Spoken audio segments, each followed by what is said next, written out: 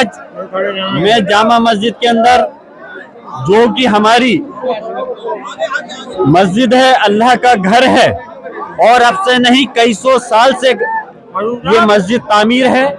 यहाँ पर इबादत करने के लिए सारे मुसलमान तशरीफ लाए हैं और ये कोई नई नहीं है, हमेशा से यहाँ नमाज अदा करते हैं। मेरी मीटिंग थी कल वहाँ पर दिल्ली के अंदर और आज भी थी, लेकिन मैंने कल अपनी एजुकेशन कमेटी की मीटिंग अटेंड कर करके आज मैं नमाज के लिए हाजिर हुआ हूँ। मुझे मालूम चला कि पुलिस प्रशासन ने यहाँ बहुत तैयारी कर रखी है। पता नहीं तैयारी ये इतनी क्यों लगा रखी पुलिस फोर्स। यहाँ कोई जंग तो होने नहीं जा रही, यहाँ सिर्फ नमाज पढ़ने के लिए लोग आए हैं। और जैसा कि अभी 3 दिन पहले जो वाकया हमारे सामने आया, निहायत ही अफसोसजनक है।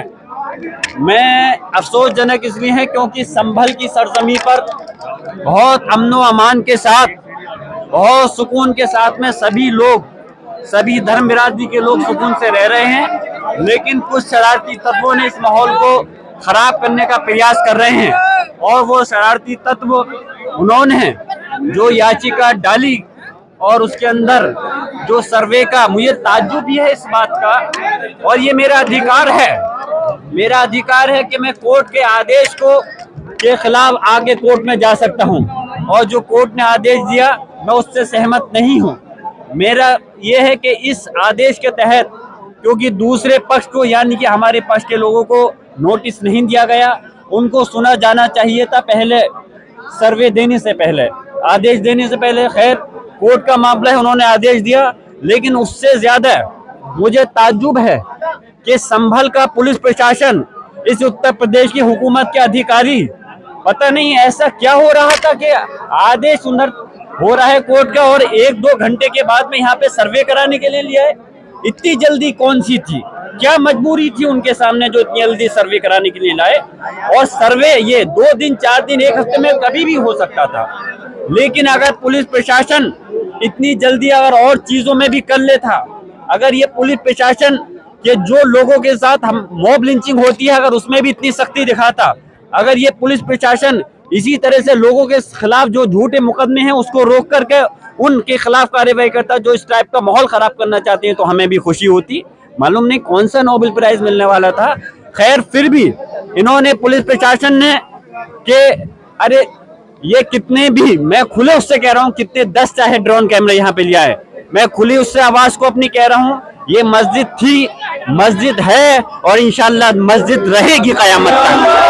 और रही बात इस संभल के अंदर सुकून है, हम सुकून को ही कायम रखना चाहते हैं।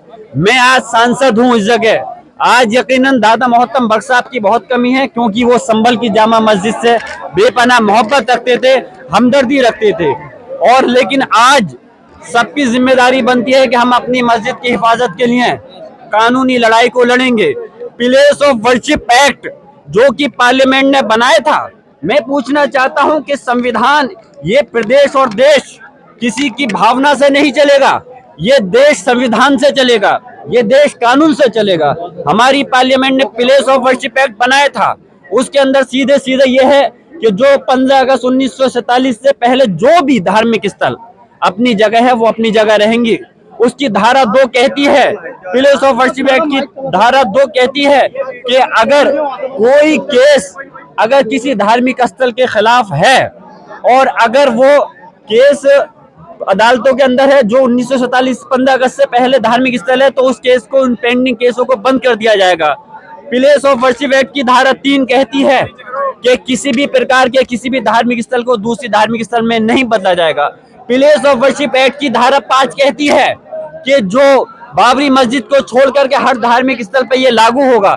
तो मैं पूछना चाहता हूँ, क्या सुप्रीम कोर्ट का जो बनाया हुआ कानून है उसको मानने, सुप्रीम कोर्ट ने पार्लियामेंट का बनाया हुआ जो कानून है उसको सभी लोगों को मानना पड़ेगा, चाहे पुलिस प्रशासन हो या कोर्ट हो, उस कानून को मानना है। पुलिस प्रशासन का मकसद है कि अगर कोई गलत करे तो उसको के खिलाफ मुकदमा रखना, न्यायालय का काम है। अगर कोई गलत करता है उसके खिलाफ मुकदमा होता है तो उसके खिलाफ कार्रवाई करना, उसको सजा देना। लेकिन जो कानून बना हुआ है उसके खिलाफ आप कैसे कर सकते हो? हमारी मस्जिद को ये 2, 4, 5, 10 साल पुरानी नहीं है, इसको जो ये कहा जा रहा है कि बाबर ने किसी धार्मिक स्थल को उनको तोड़ करके बनवाया, और ये धार्मिक स्थल, ये मस्जिद पहले से किसी को तोड़ के नहीं बनाई गई।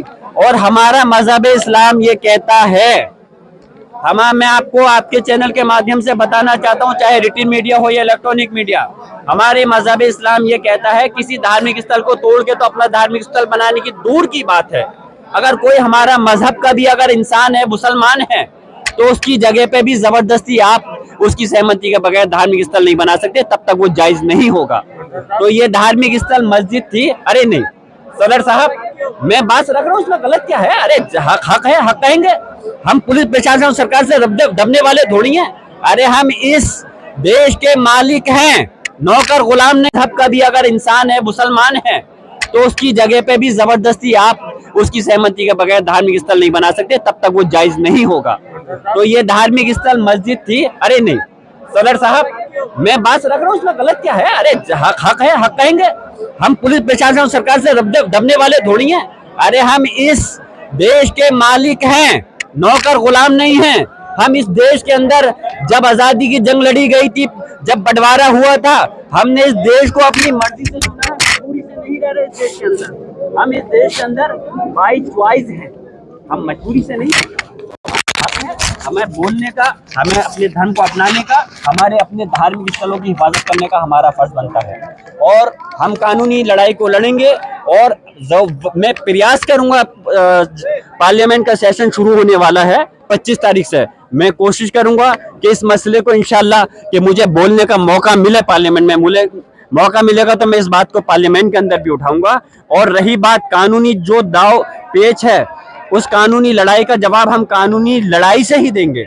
हम यहाँ कोई संभल की सरजमी पर कोई हम लड़ाई जंग नहीं करना चाहते, ना किसी दूसरे धार्मिक लोगों से, ना ही पुलिस प्रशासन के लोगों से। लेकिन हम ये चाहते हैं, क्योंकि रही बात जहां तक धर्म की बात है, मैं कह रहा हूं, मुझे जो वोट दिया है, मुसलमानों के साथ दूसरे धर्म के लोगों ने वोट दिया है, मैं उनका भी सम्मान करता हूं, लेकिन उनका सम्मान भी करता हूं, उनका काम भी करता हूं, और उनको हक और इंसाफ के लिए राजनीतिक तकाजे से, जिस कुर्सी पे मैं बैठा हूं उससे भी, और मजहबी तकाजे से भी मैं मुसलमान और हिंदू समाज के लोगों के जायज काम को करूंगा।